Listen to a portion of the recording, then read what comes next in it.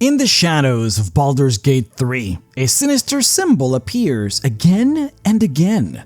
A black handprint seared into flesh or etched on cold stone. You might have noticed it on the brand of the Absolute, a mark combining a black hand, a skull, and a skeletal triangle. This is the unmistakable emblems of Bane, Ball, and Myrkul. Deep in the final chapter of the game, the tyrant Enver Gortash, one of the main villains of the game, calls out to Bane and transforms into an avatar of tyranny, clad in spiked armor and empowered by the Dark God's will.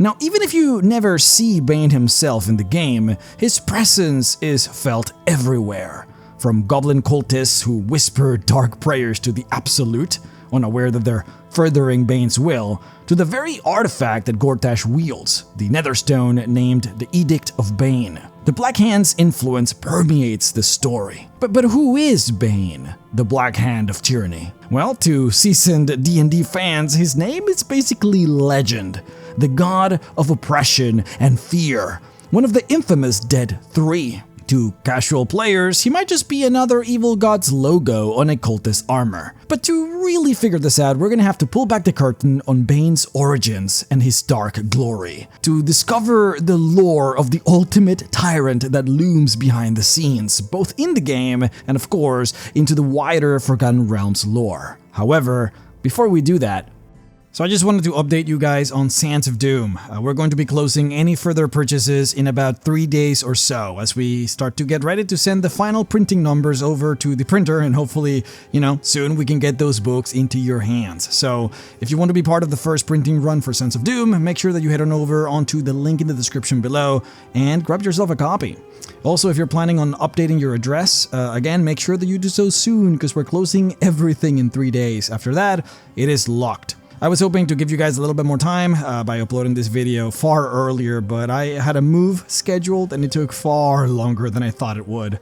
Full days just packing, moving, and then unpacking and doing a lot of cleaning, and man, that was rough. I hate moving, so I apologize for that. But anyways, not sure when I'll be able to offer all of the accessories for the adventure, like in a store, like the DM screen and the battle maps and stuff, so do make sure to take advantage now while you can.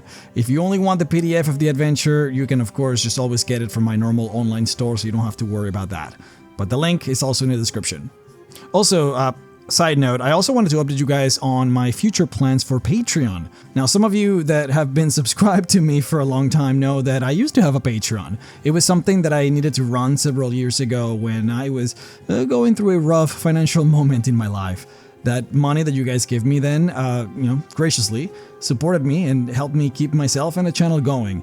And so when I did eventually get my bearings together and I did not need the money anymore, I of course canceled that since I didn't need it anymore. And I didn't really have anything worthwhile to offer you all for your money, so I felt bad and yeah, I ended up canceling it. But I have, however, now come up with a really cool idea that I could use for Patreon, and I'm actually interested to hear what you guys have to say about it, because I'm kind of excited about it. So I want to create supplementary content for all of my videos. So for example, if I were to, hypothetically, let's say, make a video on Bane, the god of tyranny, then I think that it would be kind of cool to create, like a subclass for a Banite cleric.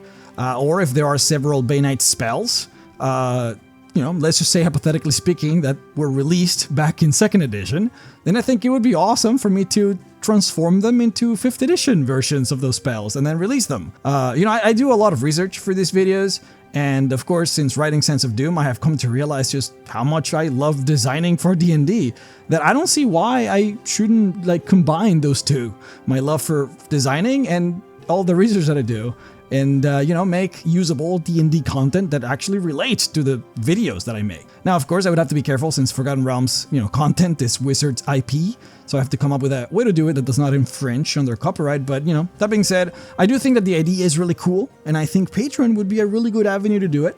I was thinking of doing only one tier, like a $10 tier that you would pay a month, and it would include a minimum of 2 packets a month. Each one released and, whenever I release a video, and of course flavored for that video. But yeah, let me know what you guys think, if you all think that that's a cool idea. The Patreon is currently up. I guess I'll have the link in the description, but just be forewarned that there is no content there yet, so I wouldn't subscribe to it. If you subscribe, you're not getting anything yet, so you shouldn't do it. But yeah, just let me know what you guys think in the comments. Let me know. I think it would be a really neat idea, so curious to see what you guys have to say about it. But anyhow, that's all I wanted to say. Let's get on with the video.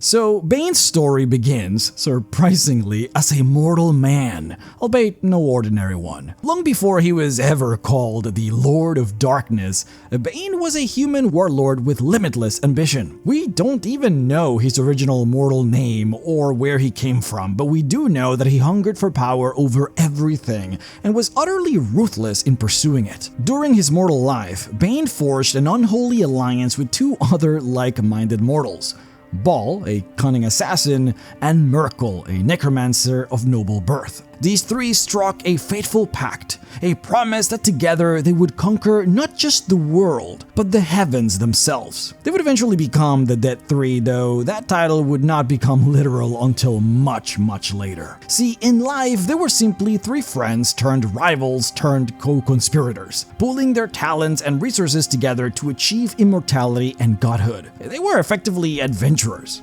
Over years of adventuring, or marauding most likely, the trio amassed powerful magic and armies at their command. They reputedly even destroyed a primordial, a colossal entity known as Maram of the Great Spear, then dividing its divine essence among themselves to strengthen their souls. Over time, many more demi-powers would fall to their conquest, particularly so to Bane, who would collect them as servants or as vessels of power to absorb. Then, with every victory, Bane grew more certain that absolute power was actually within reach. The Dead Three's ultimate target, after all, was Jurgal, the ancient god of the dead and lord of the underworld. Jurgal was feared as the lord of the end of everything, a deity so old and so powerful that all of Toral's mortals eventually would come to his realm. Yet, unbeknownst to Bane and his comrades, Jurgal had actually grown weary of his burden. Ages of being the god of death had left him joyless and bored. In his own words, without challenge, there is nothing, and in nothingness, no difference between absolute power and powerlessness. So when Bane, Bal, and Myrkul finally stormed Jurgal's dread fortress, cutting through armies of undead and liches in the Castle of Bone, they found a scenario that they never expected. Jurgal surrendered without a fight. As the three mortals burst into his throne room prepared for a godly battle, Jurgal simply rose from his bone throne and said, basically, "Do you want my job? Fine. You can take it." He offered literally to just cede his power to them, but with one condition: that they had to decide amongst themselves who would assume which portions of his divine portfolio. Then what followed is, well, one of the most bizarre and darkly comedic tales in Faerunian legend. Bane, Bal, and Myrkul, who had defied all odds to reach this point, basically immediately started arguing and fighting over who would be the top dog. Jurgal was basically forced to watch in morbid amusement as the three mortals nearly came to blows with each other right there on his throne room. So, to avoid having his would-be successors literally kill each other on the spot, Jurgal proposed a game of skill and chance, a contest to divide the spoils without further bloodshed. The first challenge was a test of physical prowess. Oh god. Legend says that Jurgal gave them the skulls of his three most powerful lich servants and then asked them to bowl them across the plains of the underworld, literally like bowling. He asked them to bowl with the skulls. And so Bane, Bal, and Myrkul basically were forced to agree, but the contest was interrupted by the sudden intrusion of Malar, the Beast Lord, an opportunistic god who thought he could snatch Jurgal's power basically for himself during this moment of weakness.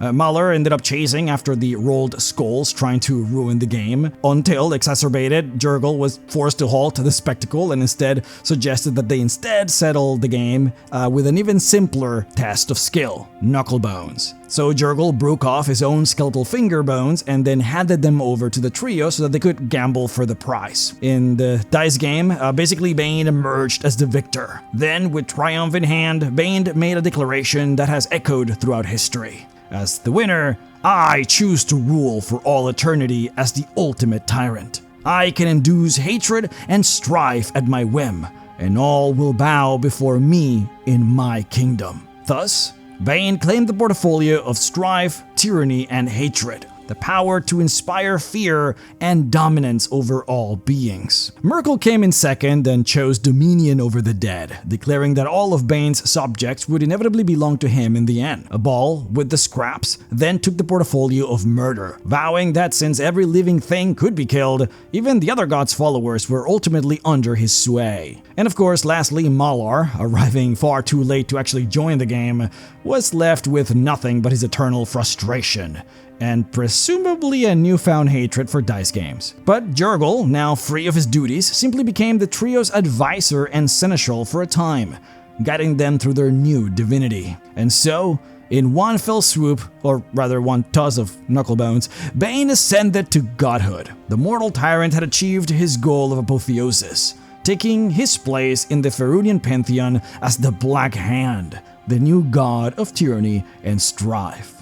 Bane wasted no time in making his presence known across Faerun. As a freshly minted god, he set about establishing his worship and spreading his creed of domination. From the start, Bane positioned himself as the ultimate authoritarian, not just like an evil thought deity, but a cosmic tyrant who believed that order could be built through fear. If you think of the stereotypical, Dark Lord in fantasy, armies of jackbooted minions, a black-clad priest enforcing martial law, terrified peasants kneeling before a throne. That's basically the image that just exemplifies Bane's blueprint. He took up a realm in the Plain of Akron, the land of eternal Aran conflict, and later in the gloomier domain aptly named the Barrens of Doom and Despair, which of course he renamed into Banehold in his own honor. And then from this dread plane, Bane rarely showed himself directly since then. In fact, one of the most important hallmarks of Bane's traits is his penchant for acting indirectly through mortal agents, rather than manifesting personally to basically do anything. And since then, this has always been the case. Bane would rather sit on his dark throne and let his worshippers conquer in his name. To him, of course, this would not be laziness, but just simply efficient leadership. Why do something yourself when you can instill such terror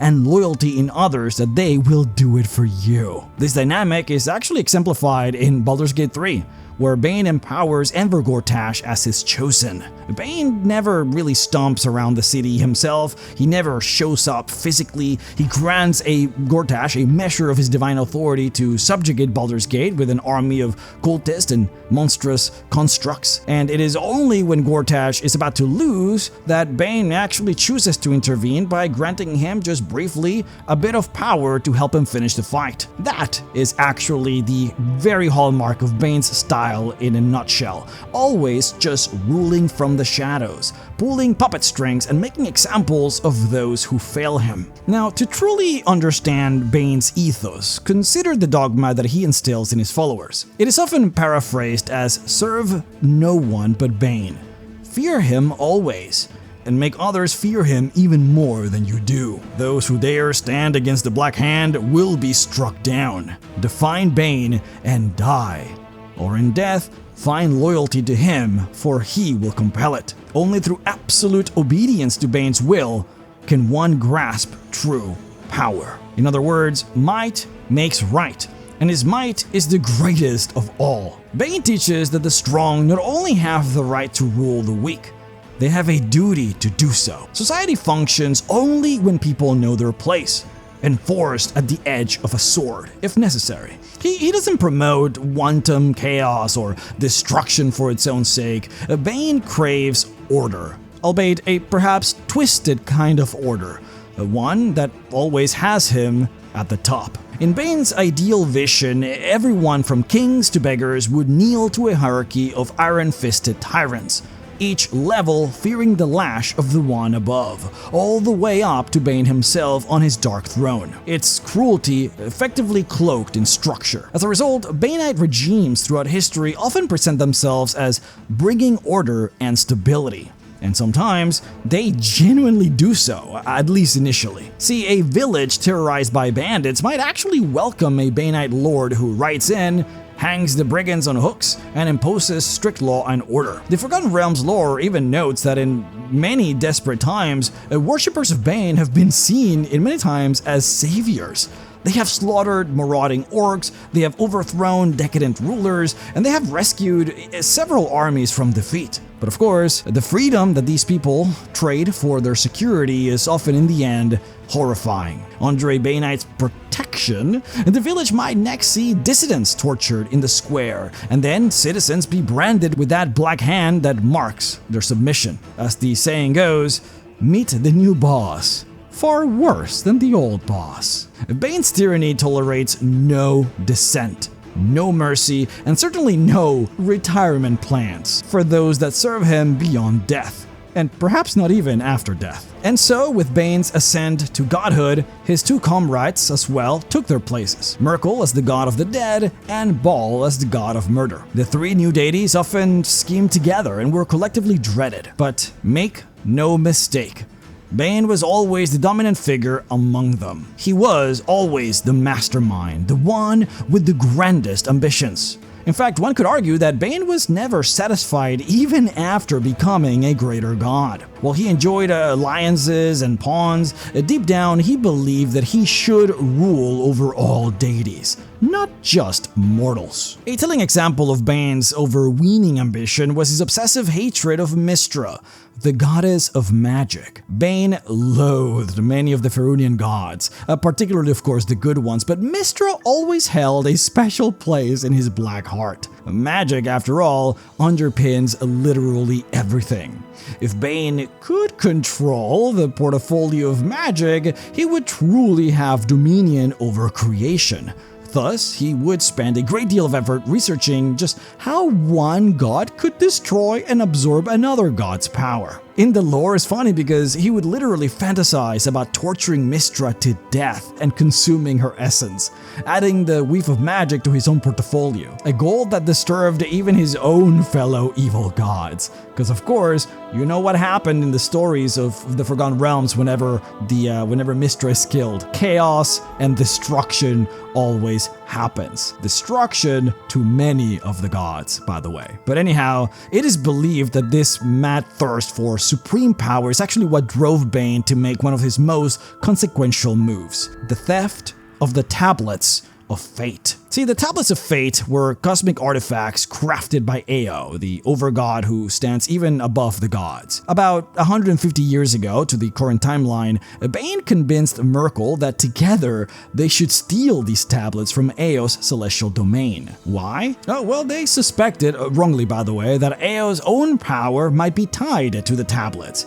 or that at least possessing them would give them some kind of leverage to reshape the world's order. Again, of course, they were wrong. But this was an act of audacious hubris, even for the Lord of Tyrants, I guess. And the consequences were disastrous. Ao discovered the theft, and of course, in his cold fury, he would cast down every single god from the heavens until the culprits were found. This, of course, is what triggered the infamous Time of Troubles, a period during which gods walked the earth as mortals and chaos engulfed Faerun. Bane, in this case, was forced into a weakened avatar form on Toril, and then rampaged to retrieve the tablets and curry favor with Ao, but his plans went awry in the most ironic of ways.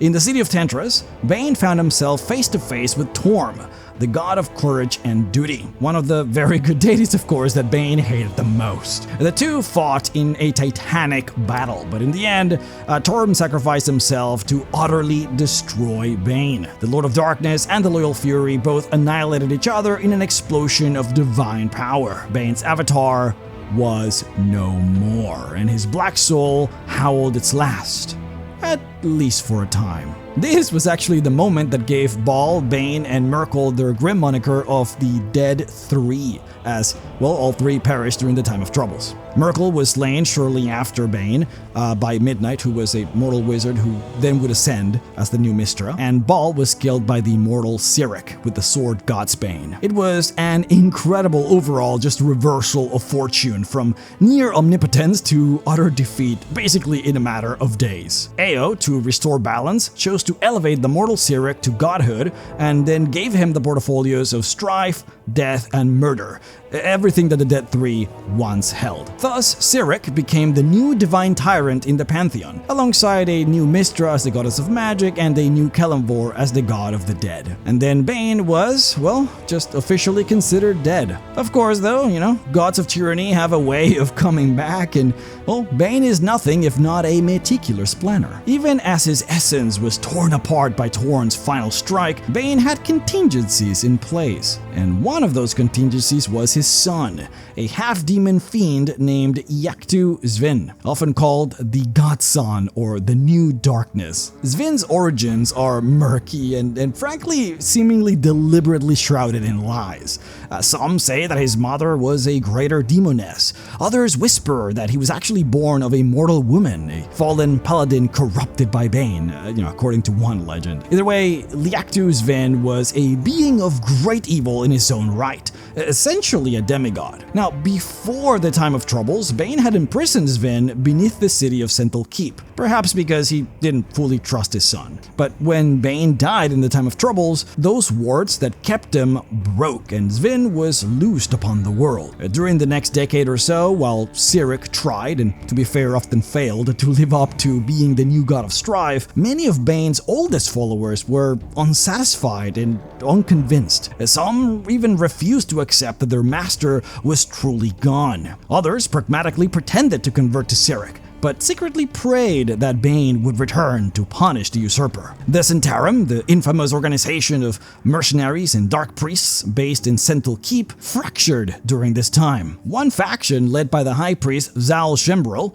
actually did switch allegiance to Cyric after Bane's fall, for a while. Then another faction also splintered off entirely and venerated Zvim as the heir of Bane's powers. This period was one of great turmoil for Banites. The faithful either went underground or basically warred amongst themselves about who to follow. Cyric himself, paranoid and impatient, eventually declared an inquisition known as the Bane Death to eradicate any clergyman still secretly worshipping Bane. For weeks, Cyricist zealots hunted down Banite temples, burned relics, executed old priests, all trying just to wipe out every last trace of the Black Hand. They did savage damage, especially in the Moonsea region, yet even this purge couldn't extinguish Bane's shadow completely. A few cells of die-hard Banites survived, like the fanatical Risen cult of Bane that persisted in the Moonsea Isles, who stubbornly preached that Bane wasn't actually gone at all, but was instead merely biding his time. And, well, they were right. In one of the most dramatic twists in Faerûn's divine history, Bane returned from the dead. The year was 1372 DR, so about 15 years after his death. In the smoking ruins of Sentinel Keep, Yaktu Zvin, Bane's son, suddenly underwent a gruesome transformation. Witnesses say that the godson's body burst apart, and from within emerged Bane reborn, fully restored to divine greatness. It seems that all along, Zvin had been a kind of cocoon, or like a seed, for Bane's resurrection. It is said that black lightning stormed across the skies, and the symbol of the Black Hand burned green in the air. The Black Lord, back from oblivion, immediately set about reclaiming everything that was his. Cyric, who by this point had badly mismanaged the portfolios he had been given, suddenly lost the domains of tyranny, fear, and hatred in one fell swoop. Bane snatched his portfolio back without so much as a thank you. And overnight, nearly all of Cyric's worshippers among the old Banite stock reconverted back to Bane's faith. Those who had been following Zvin didn't need much convincing either, as Zvin was literally just gone, and their original master just stood alive there before them. In Thay, where Cyric's religion had actually made some inroads, the Red Wizards swiftly switched their state religion back to Bane. Oh yeah, you might actually not know that, but Bane is literally the only official religion allowed in Thay, because Sastham made a pact with the god to assist them in conquering the region. But anyhow, Bane's church rose from the ashes, stronger and more unified than before. The returned god wasted no time in reorganizing his worship. He installed Zaul Shembrel, who had cleverly survived all these twists and turns, as the new chosen of Bane and as the figurehead for the church. Zaul took on titles like the Tyrant of Central Keep and Grand Imperceptor, effectively ruling the Centaurum in Bane's name. Then for a while it seemed Bane might even get revenge on Cyric directly, but Cyric had his own troubles. He went insane after reading a cursed book, but that's another story. Regardless, Bane's return reshaped the landscape of evil in Faerûn. The triad of dead gods was broken. Now Bane and Baal, who would also resurrect a decade later, were able to resume their stations, leaving Cyric somewhat diminished. As a reborn deity, and for the next 150 years, Bane was, if anything, just more dangerous than before. He had learned from his past errors. He knew now that grabbing for too much power, like Eos tablets or Mistra's weave, could actually backfire on him, and instead, he went back to the basics, to spread tyranny, to build an unshakable church, and to eliminate any who oppose him. He renewed all alliances with fellow evil gods. Notably, Loviatar, the Maiden of Pain, once again became an enthusiastic ally / consort. And of course, pain and fear often go hand in hand, but also Mask, the god of shadows, and Talona, the Lady of the Seas. They also found it convenient to work with Bane once more, as they had in the past. Bane also set about bringing various lesser evil deities under his shadow. In fact, during the era of the Spell Plague and the 4th edition timeline, it was implied that Bane subsumed or dominated actually several monstrous deities. The goblin god Maglubiet and the bugbear god Hrugek, for instance, were said to have been folded right into Bane's service. Their worshippers effectively directed to literally just honor Bane as their master. And in fact, there's actually some lore in 4th edition that suggests that Bane just literally absorbed their divine essence. But, the cosmology, it got a little bit strange in 4th edition, let's be honest. But anyways, it got so crazy that Bane literally made Tiamat, the dragon goddess, into a minion during this era. I mean, this guy had absolute control. He was essentially doing what he had always intended, becoming the boss of bosses among the evil gods. This approach, of course, paid off. By the time of the second sundering, about 20 or so years from the present timeline, which, reconciled a lot of the D&D lore into the modern 5th edition state, Bane was firmly entrenched as the god of tyranny, fear, and hate once more. In fact, the Dead Three, Bane, Baal, and Merkel, had made an unusual choice at the end of the second sundering. Rather than reside fully in the divine realm, they actually chose to remain partially in the mortal world as quasi-divine beings. This is actually told to us in Descent into Avernus, but it is also hinted in Baldur's Gate 3, where it is suggested that the Dead Three are walking the earth, meddling directly in mortal affairs from behind the scenes. See, if you have beaten the game, the post-credits scene with Withers, who, of course is debated as actually being Jurgle in disguise, but that's again another story, he chides the mural of the Dead Three for their foolish scheme with the Absolute, and basically alludes to them being quasi-deities who are now free to plot in person. But the point is this: in 1492 DR, which is the year where Baldur's Gate 3 takes place, Bane is alive, well, and as nasty as ever, just taking a slightly different approach by working through his new chosen, Gortash.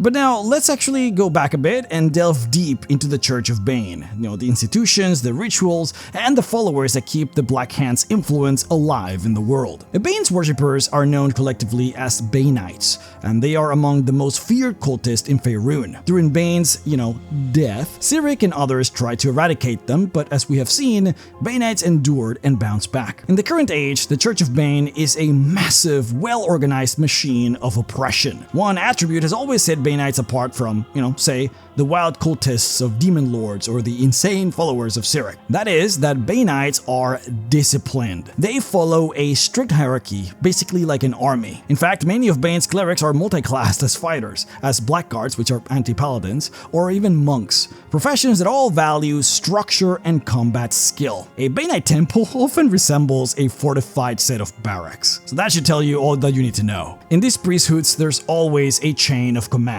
with uniforms and dress entrails, and of course, all colored by cruelty. The highest ranking priests of these temples are often called the Imperceptors, or High Imperceptor for the supreme leader of the church. One famous example is the High Imperceptor Cabarath Telhog, who ruled the Black Lord's Cloak Temple in Morkdar, though we will explain that a little bit later. New recruits and acolytes in Bane's church start at the very bottom, and they're literally called slaves. When they first enter the church, they're derided and sometimes abused, but they must prove themselves worthy through obedience and ruthlessness. If a novice receives a vision or a direct naming by Bane, then they are able to graduate to full priesthood and then earn the title Watchful Brother or Watchful Sister. From there, a Banite cleric would climb the ladder of grim titles, of which you can find Deadly Adept, Trusted Servant, Willing Whip, Hooded Menace, Black Fang, Striking Hand, Vigilant Talon, Masked Death, Dark Doom, Higher Doom, and finally, Deep Mystery. These are all the ranks of the different hierarchies for the church. And then above all of those ranks would stand special honorifics like Lord of the Hand or High Inquisitor or, ultimately High Imperceptor, which are all sort of self-proclaimed titles, and they're all specialized depending on the circumstance. But to be granted these, they would all have to be effectively, blessed or acknowledged by a superior to actually stick. It is though worth noting that Banites always address each other by title, not by personal name, at least when it comes to any formal setting. There is a ritualization to virtually everything that happens in these churches. For example, you'll hear a lot of, Hail Dread Brother, and a lot of boot kissing when it comes to a low-ranking priest meeting a high-ranking one.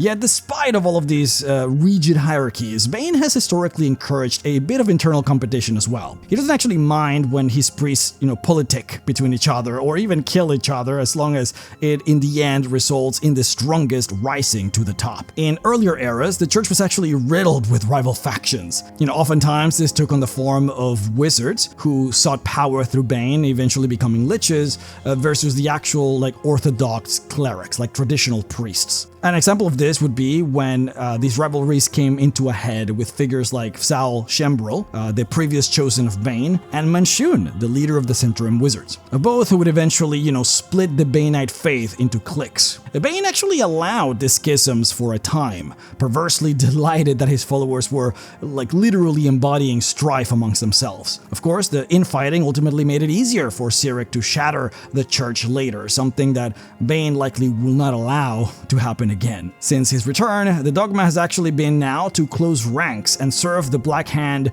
with unified focus, to save your hatred for the outside world and not each other, at least not openly. Now, a Banite temple service or ritual is a terrifying affair to any outsider.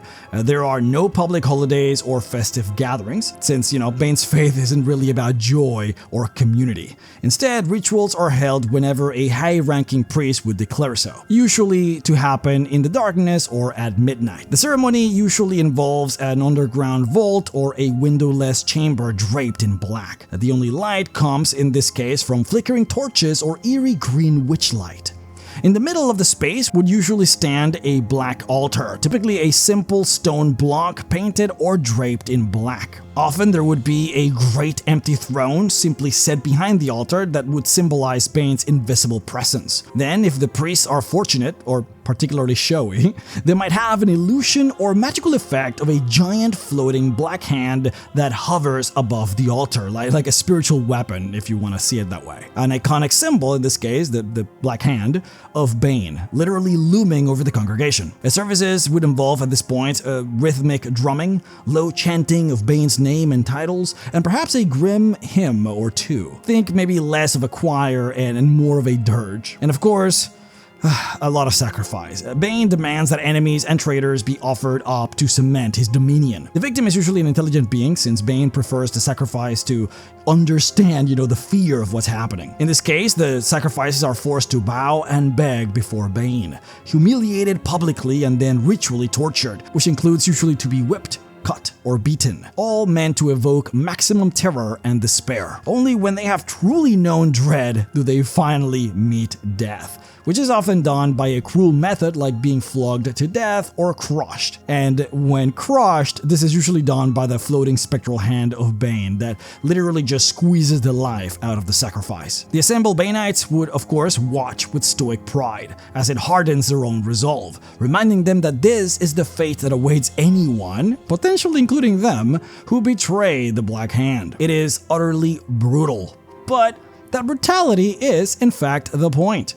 Fear is the glue that holds Bane's doctrine together. Now, speaking of fear, Banite clergy includes a special sect of specialized priests that are aptly called the Dread Masters. These individuals are expert at inspiring fear and enforcing Bane's will. Now, in game terms, Dread Masters were actually introduced in 2nd edition as priest subclasses who gain unique benefits.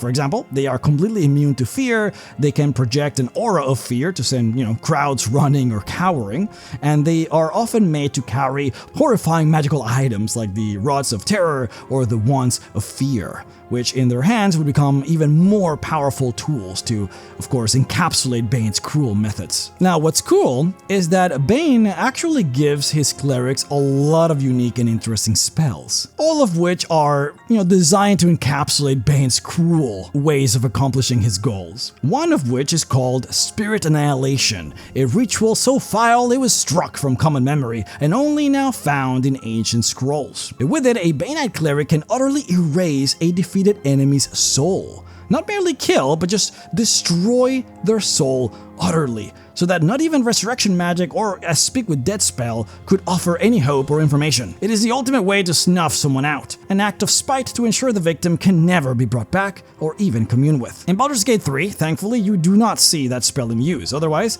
you would miss an incredible opportunity to speak with Bane himself. If you don't know what I'm talking about, see, when you cast the spell Speak with Dead on poor Gortash's corpse near the end of the game, Bane actually makes an appearance. Instead of Gortash speaking through the spell, it is Bane that answers the call, taunting you through the dead man's lips, saying that Gortash's soul now suffers for his failure and that if you truly want Bane's favor, you should seize control of the Netherbrain for him. See, of course, very on brand for Bane. Even in defeat, he would twist the situation into trying to recruit you, or to give you a reminder that he always wins either way. But yeah, basically, Bane tries to turn you into his new chosen, just in case you would be willing to, perform a tiny bit of tyranny for him. But anyhow, another one of Bane's most famous spells that he gives to his clerics is one to create loyal undead and enforcers. The Doom of Bane is one such blasphemy. A 4th level spell that takes a fallen corpse and a suit of armor and then melts them together into a single horrifying being. After casting, the armor lurches to life, inhabited by the malign spirit drawn from the remains. And of course, the result is a Helmed Horror, a non-living suit of armor that follows the orders of the Banite. If you assault a Banite temple, you're probably very likely to find its halls guarded by Helmed Horrors. All, of course, impervious to fear, tireless, and utterly obedient. In fact, one extremist Banite order found a particularly cruel use for the Doom of Bane spell. The Knights of the Black Gauntlet, an order of Banite crusaders in the Lake of Steam region, they used to test new recruits with a few sadistic trials. Those who failed to meet Lord Bane's standards weren't simply dismissed, they were executed. And then their corpses were used to create new Helmed Horrors to guard the Order's stronghold. Like literally, join us or die. And hell, even if you die, you will still join us. Now, with all of this context in mind, you probably now finally realize just why it makes more sense, like why specifically Gortash would seek to use constructs in Baldur's Gate 3 as the main source of his powers. This has always been on brand for Banites. And the creation of constructs of this kind has always been a spell granted to his clerics by Bane. Now, of course, not all Banite strongholds are overt military forces. Some are more like classic temples, yet even those tend to be very much fortress-like. Let's actually examine one of the most notorious Banite holy sites, the Black Lord's Cloak in the city of Morktar. Well, the Moonsea region, places like Sentinel Keep and Mulmaster are often thought of as the Bane's real heartland. The largest temple of Bane ever built was actually far to the east, on the border of Threskull and the fallen empire of Unther. The Black Lord's Cloak was named after its central relic, a magic cloak that, legend holds, was once worn by Bane himself. Over time, this cloak became infused with so much evil that it became sentient and predatory. It would occasionally slither off its mannequin and envelop a hapless priest or visitor, sucking them dry of blood like a vampiric blanket. Yes, an animate man-eating cloak. The High Preceptor of the temple, Cabarath Telhog, took on the title Dread Interceptor and ran Morktar as his personal fiefdom before the time of troubles. The temple complex itself swelled into a huge palace fortress, housing over 700 Banite clergy at its peak and a small army of fanatical soldiers. Cabarath used this force to periodically raid neighboring lands, Jacinta, Treshkull, Unther, raiding them in order to demonstrate Bane's power. It is actually said that only the presence of the cloak is what kept the Red Wizards of Thay from attempting to conquer Morktar, as even those very powerful and infamous spellcasters were wary of angering Bane's largest organized church. In any case, the Black Lord's cloak shows the scale of what a Banite theocracy can achieve. It basically ran a city-state, with fleets of ships, tons of slaves, and adventuring companies all out gathering treasures for the glory of Bane. So it should be clear by now that Bane's influence in the Forgotten Realms has been vast and enduring. Whenever there are those that crave power and are willing to use fear and violence to get it, Bane finds them as followers.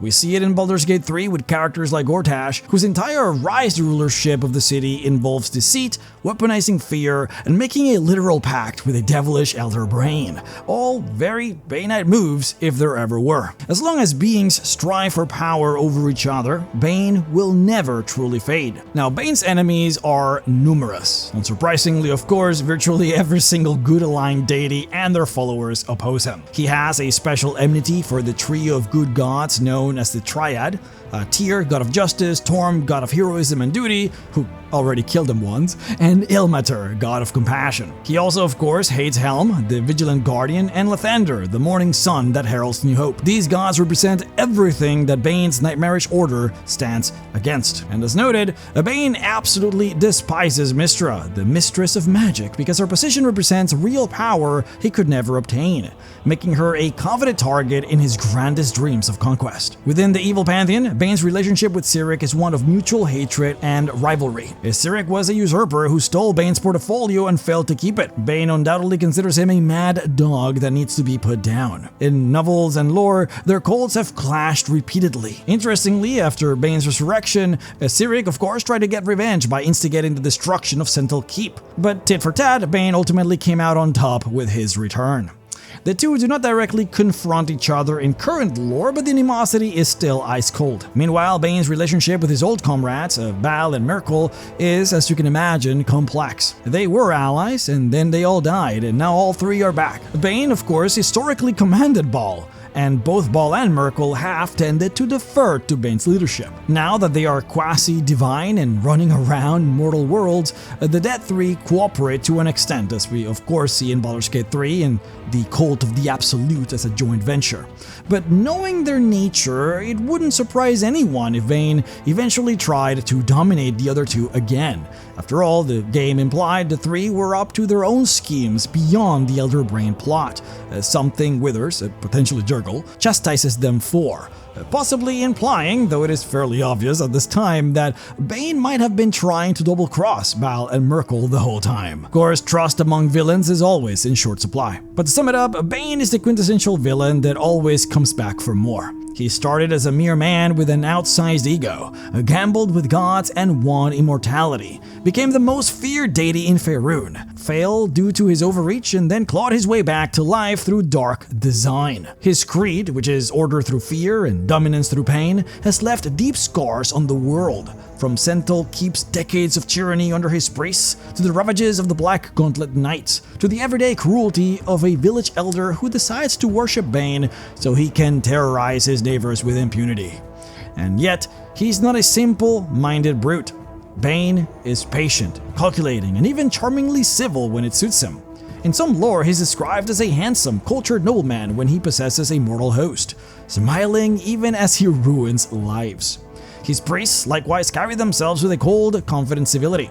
They could be politely debating tax policy one minute and ordering executions the next, all with a thin smile. This chilling duality, or civilized tyranny as you could call it, is what makes Bane such a compelling villain. He is the tyrant that believes that the world needs him, that people are better off under the boot, and he will eradicate anyone who disagrees. In Baldur's Gate 3, when you finally confront the powers behind the Absolute, you're essentially experiencing a modern chapter of Bane's story. His chosen, Gortash, embodies Bane's virtues, if you can even call them that, but ingenuity, ambition, and a flair for domineering theatrics. Gortash's fall is satisfying, but as we've noted, Bane himself merely watches and waits. One can imagine the Black Hand tapping his gauntleted fingers in mild frustration at the setback, but then simply shrugging. After all, what is one city to the god who aims to subjugate all of Faerun? Bane's plans span epochs, not mere years. As long as mortals fear power and covet it, his church will find recruits. Somewhere in the darkness, another Teldorm Darkhope is probably waiting for a sign from his dread master's hand. Another Saul might be plotting the rise of a tyrannical empire under the Black Hand's banner. Another Gortash is seemingly waiting and planning for his next rise. And so, remember this, fellas. Fear the Black Hand, and know that he will never cease reaching for your throat. In the end, Bane wants the world, and perhaps even the gods, to kneel, and if history is any indication, he might not stop until either he achieves that goal, or someone manages, for a time, to stop his heart again. But even death couldn't chain Bane for long, so if you ever find yourself in the Forgotten Realms and see a Black Handprint symbol, it would be wise to be very, very afraid. After all, the Black Hand always strikes down those who stand against it in the end. Alright, thank you guys so much for watching. I really need to figure out a way to make these videos shorter, because man, 40+ minute long videos is kinda crazy. It took me 4 days to edit this one, without even mentioning, of course, all the research and script writing and the recording. I of course will do Ball and Merkel next, and I suppose I don't have to cover their beginnings again since I already did it on this video, but you know, that should help me out a bit, making those videos a little bit shorter. But yeah, I'll figure something out, because man, this is way too much. But yeah, hope you all enjoyed it regardless. Once again, do check out my Sands of Doom pre-order store. If you want to be part of the first printing, do it now. You have like 3 days before it all closes, and then after it is closed, it might be a few months before I can reopen orders for hardcover versions of the book, so gotta do it now. We will also have a Roll20 version. I know that some of you have been asking about that, so there will be a Roll20 version ready very, very soon. Hopefully I can have it up by the time that I release the next video, so I guess you guys will see on the next video if it's ready or not, but yeah, fingers crossed. But yeah, alright, that's it. That's all I wanted to say. Thank you all for watching. You guys are literally amazing, and I'll see you all next time.